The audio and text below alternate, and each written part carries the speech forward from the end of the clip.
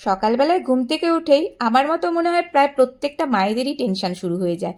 বাচ্চাদের খাবারটা কি দেব, মানে সেটা হতে হবে মুখরোচক তো বটেই, আর মায়েদের মাথায় এটাও থাকে সেটা যেন হেলদি হয়। তো আজকে এইরকমই একদম পুষ্টিতে ভরপুর একটা হেলদি খাবার, যেটা মিষ্টি বা ডেজার্টে বলা যেতে পারে, ভীষণ টেস্টি হয় খেতে। আর এটা মোটামুটি আমার বাড়িতে সপ্তাহে 2 থেকে 3 দিন কিন্তু বানিয়ে থাকি। ভীষণ সহজ বানানো, কয়েকটা উপকরণ দিয়েই তৈরি হয়ে যায়। আর বাচ্চারাও দেখছি ভীষণ জমিয়ে কিন্তু খায় এটা। মানে স্কুল টিফিনেও যেমন দেওয়া যেতে পারে, বা স্কুল থেকে ফিরেও ঠান্ডা ঠান্ডা সেটাও কিন্তু বেশ ভালো লাগে। বিশেষ করে গরমকালে কিন্তু এটা খেতে বেশ মজার হয়। তো চলো আর দেরি না করে এবার বানানো শুরু করা যাক। আমি অস্মিতা, সবাইকে ওয়েলকাম অস্মিতাস করায়। তো এবারে প্রথমেই কি করব, একটা কড়া বসিয়ে দেব। তাতে সামান্য পরিমাণ জল দিয়ে নিচ্ছি, যাতে করে নিচের দিকে দুধটা না লেগে যায়। আর এখানে দুধের পরিমাণও খুব বেশি লাগবে না। এখানে আমি 1/2 লিটারের মতো দুধ নিয়ে নিয়েছি, প্যাকেটের ফুল কাউ মিল্ক। আর এখানে চাইলে পারে নর্মাল যে রেগুলার বাড়িতে যেই দুধই আসুক না কেন সেই দুধ দিয়ে কিন্তু এটা তৈরি করা যেতে পারে। তো এটাকে আমি এই দুধটাকে না একটু ঘন করে নেব। মানে এখানে 1/2 লিটার দুধকে মোটামুটি 250 গ্রামের মতো তৈরি করে নেব। তো দুধটাকে কম আঁচে ঘন করার জন্য বসিয়ে দিয়েছি। দিয়ে এবারে অন্যান্য কাজগুলো ততক্ষণে এগিয়ে নিই। তো এর জন্য নিয়ে নেব 3টে ডিম। তো এখানে প্রথমেই আমি 3টে ডিম ইউজ করব না, আগে দেখে নেব যে এর পরিমাণটা কতটা হচ্ছে। তো এখানে প্রথমে আমি 2টো ডিমকে আগে ফাটিয়ে নিচ্ছি, নিয়ে তারপরে দেখে নেব। অনেক সময় হয় না যে ডিমের ছোট বড়োর উপরে ডিপেন্ড করে। তো এখানে মোটামুটি আমি দেখতে পাচ্ছি মানে মিডিয়াম সাইজেরই ডিমটা ছিল। তো সেই কারণে আমার মনে হচ্ছে আরও একটা ডিম এখানে লেগে যাবে। তো আমি আরও একটা ডিম এর মধ্যে দিয়ে নিলাম। কম বেশি এটা নিজের মতো করেই কিন্তু নিয়ে নিতে হবে। এবার ডিমটাকে কিন্তু বেশ অনেকক্ষণ ধরে ফেটাতে হবে। মানে ডিম যত ভালো করে ফেটানো হবে তত সুন্দর কিন্তু এই মিষ্টিটা তৈরি হবে। এবারে খুব ভালো মতো করে আমি হুইক্স দিয়ে এখানে ব্যবহার করছি, আর দেখতে পাচ্ছি এখানে কিন্তু ফোমের মতো তৈরি হচ্ছে। এই রকমই ফোমের মতো কিন্তু তৈরি করে নিতে হবে। তারপরে আমাদের পুডিংটা সুন্দরভাবে তৈরি হবে। তো এবারে যে দুধটা আমি রেখেছিলাম, তো দুধটা এখন নিয়ে এসেছি। এটা কিন্তু পুরোপুরি ঠান্ডা হয়ে গেছে, মানে দুধটাকে ঠান্ডা করেই নিতে হবে, ঘন করে তারপরে ঠান্ডা করে নেব। এরপর এটাকে একটু আমি বড় কোনো বাটি বা বোলের মধ্যে আগে নিয়ে নিচ্ছি। তো এর মধ্যে যে ওপর দিয়ে সরটা পড়েছিল না, সেই সরটাকেও খুব ভালো মতো করে দুধের সাথে মিশিয়ে নেব। এবার দুধটার মধ্যে আরও একটু ঘন করে নেওয়ার জন্য এবং টেস্টটা আরও একটু বাড়িয়ে দেওয়ার জন্য এর মধ্যে মিল্ক পাউডার আমি দিয়ে নিলাম। সেটা অপশনাল, মিল্ক পাউডার দেওয়া যেতেও পারে, নাও দেওয়া যেতে পারে। তবে দুধটা যেটা বললাম ঠান্ডা করে নিয়েছি বলে সেই জন্য ডিরেক্ট এখানে মিল্ক পাউডারটা দিয়ে নিলাম, যাতে কোনো লাম্পস না থাকে। আবার গরম দুধের মধ্যে দিলে কিন্তু এটা লাম্পস পড়ে যেতে পারে। এই সময় চিনিটা দিয়ে নিলাম। এখানে ব্রাউন সুগার, যেটা আনরিফাইন্ড সুগার আমি নিয়ে নিয়েছি, মানে 1.5 চামচের মতো। এটা নর্মাল যে চিনি আমরা বাড়িতে খাই সেটাই নেওয়া যেতে পারে। মিষ্টিটা নিজের মতো করে নিয়ে নিতে হবে, কম বেশি। খুব ভালো মতো করে এটা দুধের সাথে মিশিয়ে নেব।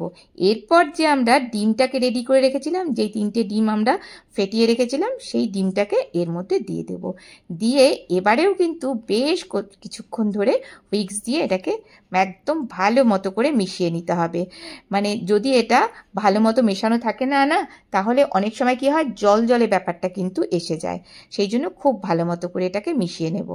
আর এটা যেহেতু পুডিং টাইপের জিনিসটা হচ্ছে, তো সেই কারণে আমি এখানে একটু ভালো একটা স্মেলের জন্য দিয়ে নিলাম ভ্যানিলা এসেন্স। চাইলে পরে এখানে 2টো এলাচকে থেতো করে সেটাও নেওয়া যেতে পারে, সেক্ষেত্রেও কিন্তু বেশ ভালো লাগে গন্ধটা এলাচের। ব্যাস ভালো মতো করে এটাকে মিক্সড করে নেব।